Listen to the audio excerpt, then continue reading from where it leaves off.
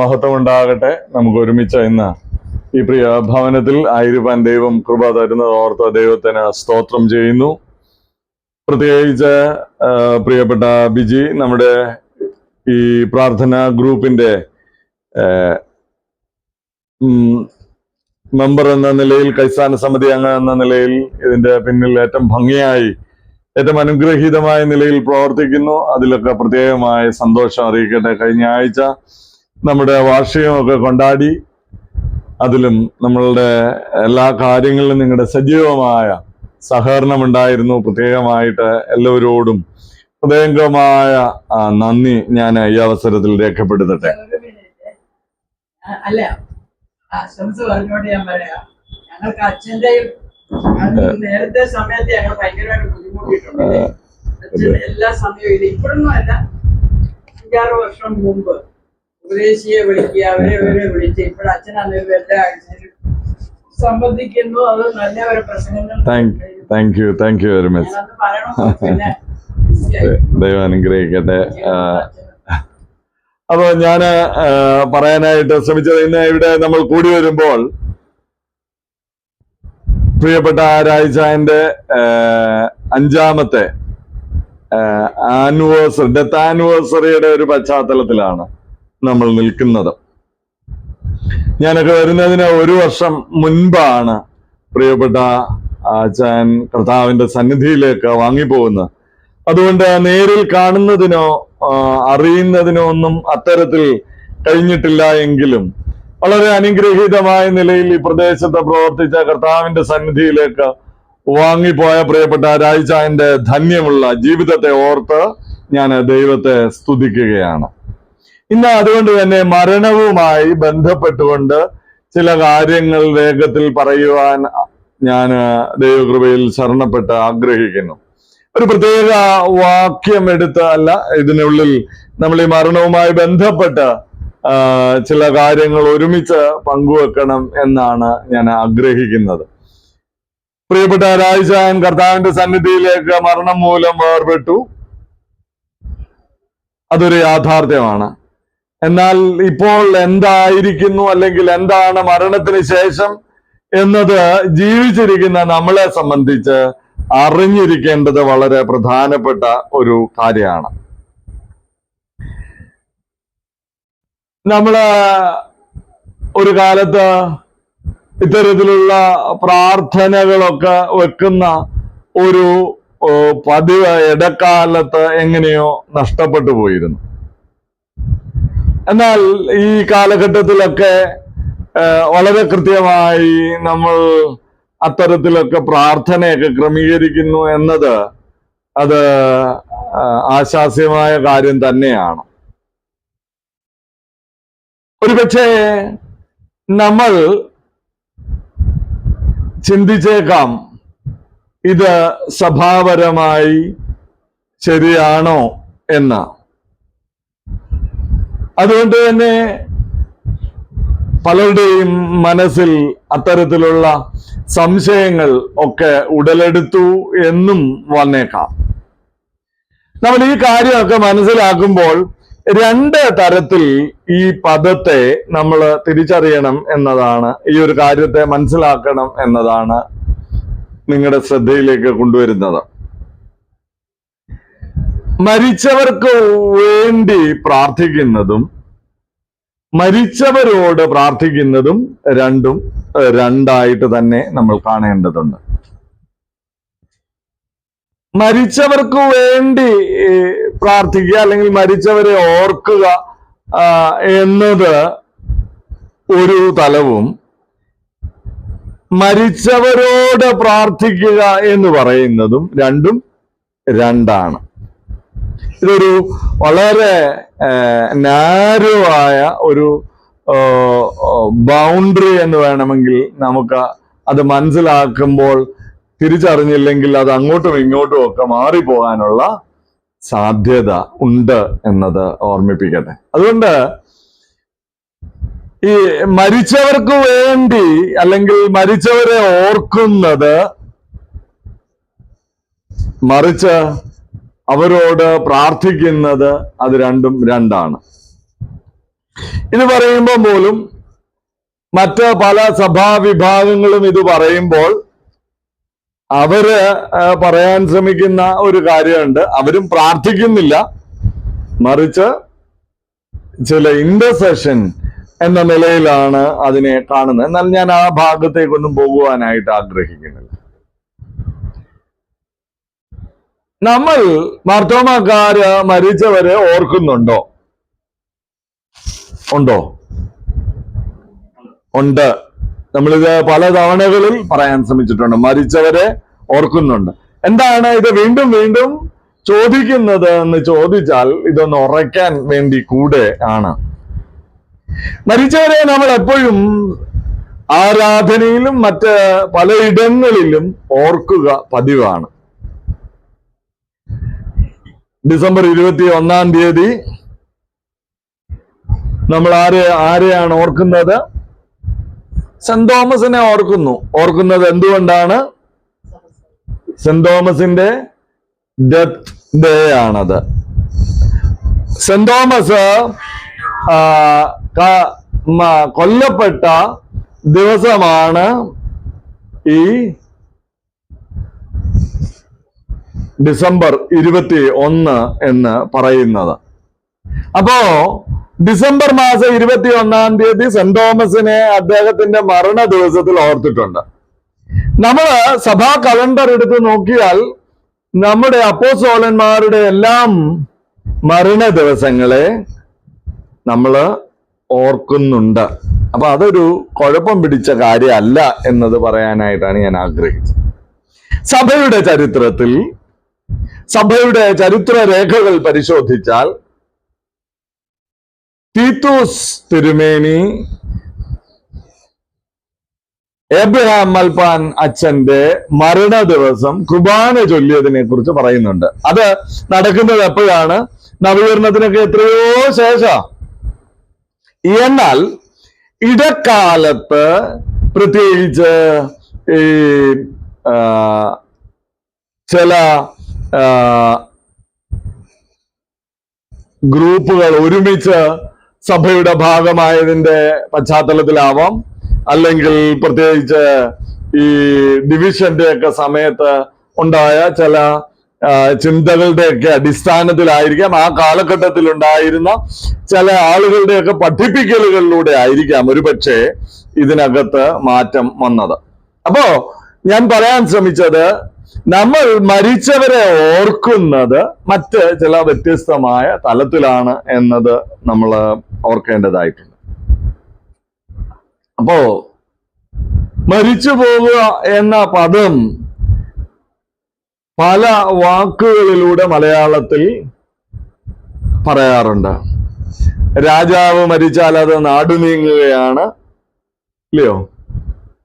തിരുമേനിമാർ മരിച്ചാൽ അവർ കാലം ചെയ്യുകയാണ്. അതുപോലെ തന്നെ മറ്റ് ചില വിശിഷ്ട ആളുകൾ മരിച്ചാൽ അവർ തീപ്പെട്ടു പോകുന്നു എന്ന് പറയാറുണ്ട്. അപ്പം വ്യത്യസ്തമായ പദപ്രയോഗങ്ങൾ ഈ കാര്യത്തിൽ ഉണ്ടാകാറുണ്ട്. എന്നാൽ നമ്മുടെ ആരാധന ക്രമത്തിലൊക്കെ പറയാനായിട്ട് ശ്രമിക്കുന്ന ഒരു പദമുണ്ട്, വാങ്ങി പോയവർ. എന്താണ്? വാങ്ങി പോയവർ. വാങ്ങിപ്പോയവർ എന്ന പദം കുറെ കൂടെ ശ്രദ്ധേയമായ ഒരു വാക്കാണ്. അപ്പോ ഈ സ്ഥലത്ത് നിന്ന് മറ്റൊരു സ്ഥലത്തേക്ക് വാങ്ങിപ്പോയി എന്ന് മാത്രമാണ് അത് നാം മനസ്സിലാക്കുന്നത് എന്നത്. ഈ എല്ലാ കാലത്തും അതുകൊണ്ട് തന്നെ ഈ മരണം എന്നത്, മരണാനന്തരം എന്താണ് മനുഷ്യന്റെ അവസ്ഥ എന്നതിനെ കുറിച്ച് നമുക്ക് എപ്പോഴും ചോദ്യങ്ങൾ ഉണ്ടാകാറുണ്ട്. അപ്പോ ഈ മരണം എന്ന് പറയുന്നത് ഒരു തോൽവിയല്ല, ഒരു വിജയമാണ് എന്ന് പൗലോസ് അപ്പോസ്തലൻ നമ്മളെ ഓർമ്മിപ്പിക്കുന്നുണ്ട്. കൊരിന്ത്യർക്ക് എഴുതിയ ലേഖനം 15-ാം അധ്യായം 55 മുതൽ 57 വരെയുള്ള വാക്യങ്ങളിൽ നമ്മള് പഠിപ്പിക്കുന്ന ചില സത്യങ്ങളുണ്ട്. ഒന്ന് വായിക്കാമോ? 1 കൊരിന്ത്യർ 15:55 മുതൽ 57 വരെ. ഹേ മരണമേ നിന്റെ ജയം എവിടെ? ഹേ മരണമേ നിന്റെ വിഷമുള്ളവിടെ? മരണത്തിന്റെ വിഷമുള്ള പാപം, പാപത്തിന്റെ ശക്തിയോ ന്യായപ്രമാണം. നമ്മുടെ കർത്താവായ യേശു ക്രിസ്തു മൂലം ജയം നൽകുന്ന ദൈവത്തിന് സ്തോത്രം. ഇത് നമ്മളെ പഠിപ്പിക്കുന്ന വളരെ പ്രധാനപ്പെട്ട കാര്യമാണ്. അപ്പം മരണത്തിനപ്പുറത്ത് ഒരു വലിയ ഉയർത്തെഴുന്നേൽപ്പിന്റെ ഒരു വിജയത്തിന്റെ ഗാഥയാണ് പറയാനായിട്ട് ശ്രമിക്കുന്നത്. അപ്പോ ഒരു മനുഷ്യൻ, ഒരു വ്യക്തി ഈ ലോകത്തിൽ നിന്ന് മാറ്റപ്പെടുമ്പോൾ എന്താണ് സംഭവിക്കുന്നത്? ഒന്ന്, ക്രിസ്തുവിന്റെ മരണത്തോട് താദാത്മ്യപ്പെടുകയാണ്. അല്ലെങ്കിൽ നമ്മളുടെ ജീവിതത്തിൽ ക്രിസ്തുവിന്റെ മരണത്തോട് ഏകീഭവിക്കുകയാണ് ചെയ്യുന്നത്. അപ്പോ ഈ മരണത്തോടുകൂടെ ക്രിസ്തുവിനോട് ചേർക്കപ്പെടുക എന്ന് പറയുമ്പോൾ നമ്മളെല്ലാവരും ഈ ക്രിസ്തുവിന്റെ അനുഭവത്തോടുകൂടെ ചേർക്കപ്പെടുകയാണ്. പഴയ നിയമത്തിൽ മരണത്തെക്കുറിച്ച് പറയുന്ന ഒരു കാര്യം നിങ്ങൾക്ക് എല്ലാവർക്കും അറിയാം. തന്റെ ജനത്തോട് ചേർക്കപ്പെടുകയാണെന്ന് പറയുന്നുണ്ട്. ഉൽപ്പത്തി പുസ്തകം 35-ാം അധ്യായം 29-ാമത്തെ വാക്യത്തിൽ പറയുന്നു, യാക്കോബ് കാല് കട്ടിലിന്മേൽ എടുത്തു വെച്ചിട്ട് എന്ത് ചെയ്തു? പ്രാണനെ വിട്ടു, തന്റെ ജനത്തോട് ചേർന്നു. അബ്രഹാമിനെ കുറിച്ച് പറയുന്ന കാര്യമാണത്. കാലസമ്പൂർണനായി തന്റെ വാർദ്ധക്യത്തിൽ പ്രാണനെ വിട്ട് തന്റെ ജനത്തോട് ചേർന്നു എന്ന് ഉൽപ്പത്തി പുസ്തകം 35:29 പറയുന്നു. എന്നാൽ ഉൽപ്പത്തി പുസ്തകം 49-ൽ 33-ാമത്തെ വാക്യത്തിൽ പറഞ്ഞ കാര്യമാണ് ഞാനിപ്പോൾ വീണ്ടും വായിച്ചത്. യാക്കോബ് തന്റെ കാല് കട്ടിലിന്മേൽ എടുത്തു വെച്ചിട്ട് പ്രാണനെ വിട്ടു, തന്റെ ജനത്തോട് ചേർന്നു. ഇതെല്ലാം പഠിപ്പിക്കുന്നത് തന്റെ ജനത്തോട് ചേർക്കപ്പെടുകയാണ് എന്നത് നമ്മളെ പഠിപ്പിക്കുകയാണ്. യേശു ക്രിസ്തുവിന്റെ ജീവിതത്തെയും മരണത്തെയും ഉയർത്തെഴുന്നേൽപ്പിനെയും ബന്ധപ്പെടുത്തിയാണ് മരണത്തെക്കുറിച്ചുള്ള ക്രിസ്തീയ ദൈവശാസ്ത്രം രൂപപ്പെട്ടത്. അപ്പോ ഈ മരണത്തോടുകൂടെ തന്റെ ജനത്തോട് ചേരുകയാണ്, കർത്താവിനോടുകൂടെ ചേരുകയാണ് എന്നത് നമ്മൾ ഓർപ്പിക്കട്ടെ. വിശുദ്ധ ലൂക്കോസിന്റെ സുവിശേഷം 20-ാം അധ്യായം 36 മുതൽ 38 വരെയുള്ള വാക്യങ്ങൾ ഒന്ന് വായിക്കാമോ? വിശുദ്ധ ലൂക്കോസ് 20, 36 മുതൽ 38 വരെ.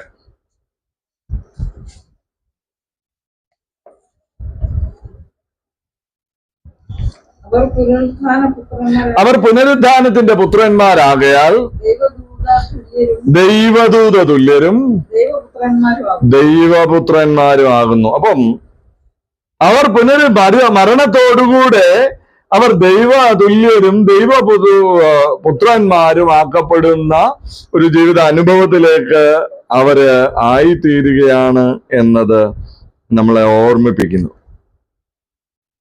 അപ്പോ ഈ മരണത്തോടുകൂടെ ക്രിസ്തുവിനോടുകൂടെ ചേർക്കപ്പെടുകയാണ്.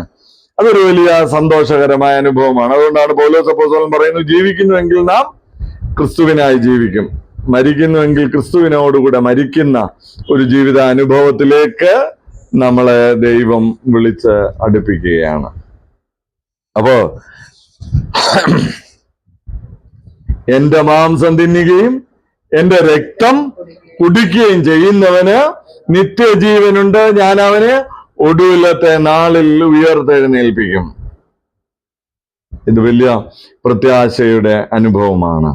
അതുകൊണ്ട് എനിക്ക് ഒന്നാമത് ഓർമ്മിപ്പിക്കാനായിട്ടുള്ളത്, മരണത്തോടുകൂടെ പ്രിയപ്പെട്ട രായിച്ചായനും മുന്നേ പോയവരെല്ലാവരും ക്രിസ്തുവിന്റെ മരണത്തോട് ഏകീഭവിക്കുകയാണ്. അവർ എന്ത് ചെയ്തു? തന്റെ ജനത്തോട് ചേർക്കപ്പെടുകയാണ്. എന്നത് ഒരു വലിയ പ്രത്യാശയാണ്. 2, മരണം എന്ന് പറയുന്നത് ഒരു ഉറക്കം മാത്രമാണ്. മരണം ഒരു ഉറക്കം മാത്രമാണ്. അതൊരു വലിയ പ്രത്യാശയുടെ അനുഭവമാണ്.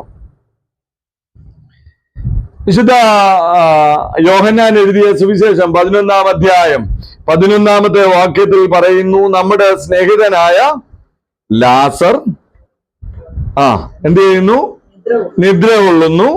പിന്നെ എങ്കിലും ഞാൻ അവനെ ഉണർത്തുവാനായിട്ട് പോവുകയാണ്. അപ്പോ യേശു കർത്താവ് പറയുകയാണ്, നമ്മുടെ സ്നേഹിതനായ ലാസർ എന്ത് ചെയ്യുകയാണ്? ഉറങ്ങുക. മരണത്തോട് ചേർന്ന് പറയുകയാണ്, അത് ഉറങ്ങുക മാത്രമാണ്.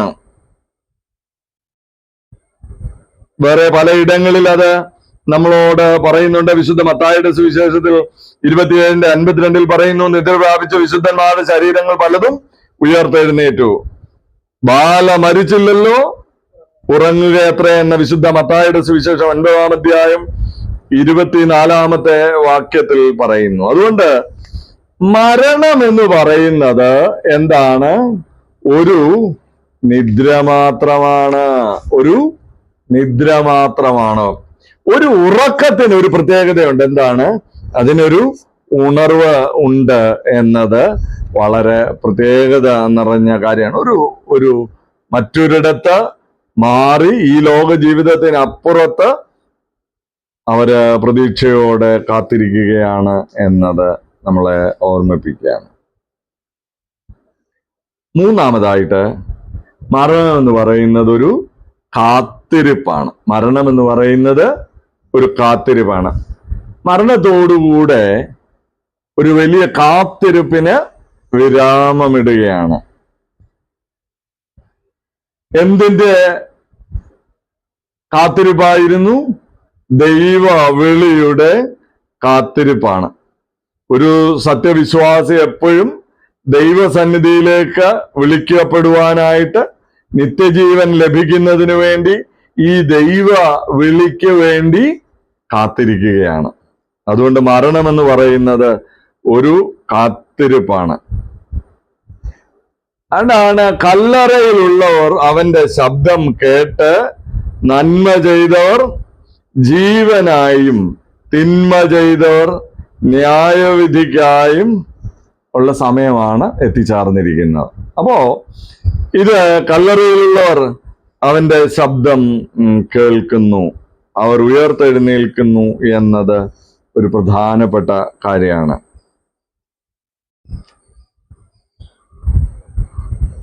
എന്തിനു വേണ്ടിയാണ് കാത്തിരിക്കുന്നത്? 2 കാര്യങ്ങൾക്ക് വേണ്ടിയാണ് കാത്തിരിക്കുന്നത്. 1, ഉയർത്തെഴുന്നേൽക്കാനായിട്ട് കാത്തിരിക്കുക. അത് പ്രതീക്ഷയോടുകൂടെ കാത്തിരിക്കുക. ഒരു ഉയർത്തെഴുന്നേൽപ്പുണ്ട്, അതിനുശേഷം എന്തുണ്ട്? ഒരു ന്യായവിധിയുണ്ട്. ഇത് രണ്ടും കഴിഞ്ഞെങ്കിൽ മാത്രമേ നമുക്ക് പ്രാപിക്കാനായിട്ട് സാധിക്കത്തുള്ളൂ? കർത്താവിനോടുകൂടെ ചേർന്നുള്ള ഒരു നിത്യതയിലേക്കുള്ള പ്രവേശനം സാധ്യമാകത്തുള്ളൂ. നമുക്കറിയാം, ഒരു പരീക്ഷ എഴുതിയെങ്കിൽ മാത്രമേ, ഒരു എഞ്ചിനീയറിംഗ് പരീക്ഷ പാസ്സായെങ്കിൽ മാത്രമേ ഒരാൾക്ക് എഞ്ചിനീയർ ആകാനായിട്ട് സാധിക്കത്തുള്ളൂ. അതുകൊണ്ട് ദൈവത്തിന്റെ ഉയർത്തെഴുന്നേൽപ്പും ന്യായവിധിയുടെയും കടമ്പ കടന്നെങ്കിൽ മാത്രമേ നമുക്ക് ലഭിക്കാൻ സാധിക്കൂ? നിത്യത നമുക്ക് ലഭിക്കാനായിട്ട് സാധിക്കത്തുള്ളൂ. അതുകൊണ്ട് ക്രിസ്തുവിന്റെ ഒരു വലിയ പ്രത്യാശയ്ക്ക് വേണ്ടിയുള്ള കാത്തിരിപ്പാണ് മരണത്തോടുകൂടെ ലഭിക്കുന്നത്. 4-മതായിട്ട് മരണം എന്ന് പറയുന്നത് ഒരു യാത്രയാണ്. മരണം ഒരു യാത്രയാണ്. അപ്പോ മരണം എന്നത് പറയുമ്പോൾ ഈ ലോകത്തിൽ നിന്ന് ഉള്ള യാത്രയാണ്. അതോടൊപ്പം തന്നെ നമുക്കറിയാം, ഞാൻ പല തവണകളിൽ പറഞ്ഞിട്ടുള്ള ഒരു കാര്യമാണ് ഈ വിവാഹ ശുശ്രൂഷയിലെ മോതിരം വാഴ്വിന്റെ ശുശ്രൂഷയിൽ സെദറായിൽ പറയുന്ന കാര്യം. അവിടെ പറയുന്നു, ദുഃഖം നിറഞ്ഞ ഈ ആയുസ്സിൽ നിന്നും ഐശ്വര്യമുള്ളതും നിലനിൽക്കുന്നതുമായ ഒരു ലോകത്തിലേക്ക് യാത്ര പോയിരിക്കുകയാണ്. രണ്ട്, ഈ അതിൽ തന്നെ പറയുന്ന ഒരു കാര്യമുണ്ട്, ഈ മണവറയിൽ നിന്ന് സ്വർഗീയ മണവറ പ്രാപിക്കുന്നതിനെ കുറിച്ചും അതിനകത്ത് വളരെ പ്രധാനപ്പെട്ട കാര്യമാണ്. അതുകൊണ്ട് തന്നെ നമ്മള് ഒരു യാത്ര, ഇതൊരു വിലാപയാത്രയല്ല. മരണത്തെ സംബന്ധിച്ച് നമ്മളൊരു വിലാപയാത്രയായിട്ടല്ല, ഇതൊരു വിജയത്തിന്റെ യാത്രയാണ്. അതുകൊണ്ട് തന്നെയാണ് വിജയത്തിന്റെ യാത്രയായതുകൊണ്ടാണ് നമ്മൾ ആദ്യമേ എന്താ ചെയ്യുന്നത്? ആദ്യം ചെയ്യുന്നത് കുരിശാണ് മുൻപേ പോകുന്നത്. മരണത്തെ ജയിച്ച് ഉയർത്തെഴുന്നേറ്റ കർത്താവിനെ പ്രതിനിധാനം ചെയ്യുന്ന കുരിശ് പിടിച്ചുകൊണ്ടാണ് നമ്മൾ പോകുന്നത്. എന്താണ് ഇത്? മരണത്തിന്റെ ഇതൊരു അവസ്ഥ എന്ന് പറയുന്നത് ഇതൊരു വിജയത്തിന്റെ ഒരവസ്ഥയാണ് എന്നത് നമ്മള് ഈ ഭാഗത്ത് നമ്മളെ പഠിപ്പിക്കുകയാണ്. ധാരാളം കാര്യങ്ങളൊക്കെ പറയാനുണ്ടെങ്കിലും നമുക്ക് സമയത്തിന്റെ പരിമിതി മൂലം ഞാൻ എൻ്റെ അവസാന ഭാഗത്തേക്ക് ഞാൻ വേഗത്തിൽ വരട്ടെ. ഇത് മരണത്തോടുകൂടെ ഉയർപ്പിന്റെ മഹത്വം നമ്മൾ തിരിച്ചറിയുകയാണ്. ക്രിസ്തു മരിച്ച് 3-ാം ദിവസം ഉയർത്തെഴുന്നേറ്റ് പുനരുദ്ധാനം ചെയ്ത് ആ ഒരു വലിയ പുനരുദ്ധാനം വാഗ്ദത്തം ചെയ്തിരിക്കുന്നു എന്നത് നമ്മുടെ വലിയ ബോധ്യമാണ്. പൗലോസ് അപ്പോസ്തലൻ തെസ്സലോനിക്കർക്ക് എഴുതിയ 1-ാം ലേഖനം 4-ാം അധ്യായം 14-ാമത്തെ വാക്യത്തിൽ പറയുന്നു, യേശു മരിക്കുകയും ജീവിച്ചെഴുന്നേൽക്കുകയും ചെയ്തു എന്ന് നാം വിശ്വസിക്കുന്നുവെങ്കിൽ അങ്ങനെ തന്നെ ദൈവം നിദ്ര കൊണ്ടവരെയും യേശു മുഖാന്തരം അവനോടുകൂടെ വരുത്തും. ഇതൊരു ഉയർത്തെഴുന്നേൽപ്പിന്റെ വലിയ പ്രത്യേകതയാണ് എന്നത് ഓർമ്മിപ്പിക്കട്ടെ പ്രിയപ്പെട്ടവരെ. നമുക്കൊരു വലിയ പ്രത്യാശ പകരുകയാണ്. പ്രിയപ്പെട്ട രായിച്ചാൻ നമ്മിൽ നിന്ന് മാറ്റപ്പെട്ടു എങ്കിലും ഒരു വലിയ പ്രത്യാശ നമുക്കുണ്ട്. കർത്താവ് താൻ ഗംഭീരനാദത്തോടും പ്രധാന ദൂതന്റെ ശബ്ദത്തോടും കാഹളനാദത്തോടും കൂടെ വരുമ്പോൾ ക്രിസ്തുവിൽ മരിച്ചവർ മുൻപേ ഉയർത്തെഴുന്നേൽക്കുകയും പിന്നെ ജീവനോടെ ശേഷിച്ച നാം എല്ലാവരും കർത്താവിനെ എതിരേൽക്കാനായിട്ട് വരികയും ചെയ്യും. അതുകൊണ്ട് നമുക്ക് ഒരുമിച്ച് കർത്താവിനെ എതിരേൽപ്പാനായിട്ട് സാധിക്കട്ടെ. അതുകൊണ്ട് ഈ മരണത്തിനപ്പുറത്തുള്ള വലിയ പ്രത്യേകത നമുക്ക് ആ ഒരു വലിയ പ്രതീക്ഷയിൽ ജീവിക്കാനായിട്ട് സാധിക്കണം. അതാണ് നമ്മുടെ ജീവിതത്തിന്റെ അടിസ്ഥാനം എന്ന് പറയുന്ന, അതാണ് നമ്മുടെ ജീവിതത്തിന്റെ ഏറ്റവും പ്രധാനപ്പെട്ട കാര്യം. അതുകൊണ്ട് മരണത്തിനപ്പുറത്തുള്ള നിത്യതയ്ക്ക് വേണ്ടി ഒരുങ്ങി കാത്തിരിപ്പാൻ ദൈവം നമ്മളെ എല്ലാവരെയും സഹായിക്കട്ടെ എന്ന് പ്രാർത്ഥിക്കുന്നു. ദൈവത്തിന്റെ പരിശുദ്ധാത്മാവ് നമ്മളെ അതിന് വഴി നടത്തുമാറാകട്ടെ. ആമേൻ.